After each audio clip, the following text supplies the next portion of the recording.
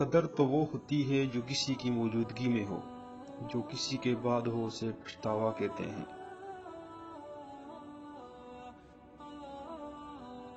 کسی نے بہت کمال کی بات کہی ہے کہ زندگی چھوٹی نہیں ہوتی، لوگ جینا ہی دیر سے شروع کرتے ہیں۔ جب تک راستے سمجھ میں آتے ہیں تب تک لوٹنے کا وقت ہو جاتا ہے۔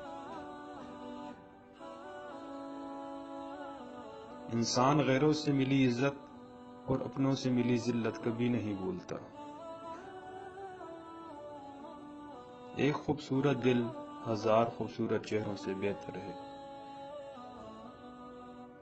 اس لیے زندگی میں ہمیشہ ان لوگوں کو چنو جن کا دل چہرے سے زیادہ خوبصورت ہو۔ اچھا سوچیں، اچھا بولیں، کیونکہ بدگمانی اور بدزبانی دو ایسے عیب ہیں جو انسان کے ہر کمال کو زوال میں بدل دیتے ہیں۔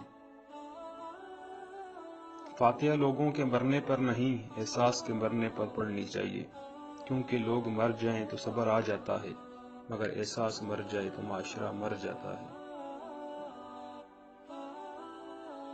قدر کرنی ہے تو جیتے جی کرو، ورنہ جنازہ اٹھاتے وقت تو نفرت کرنے والے بھی رو پڑتے ہیں۔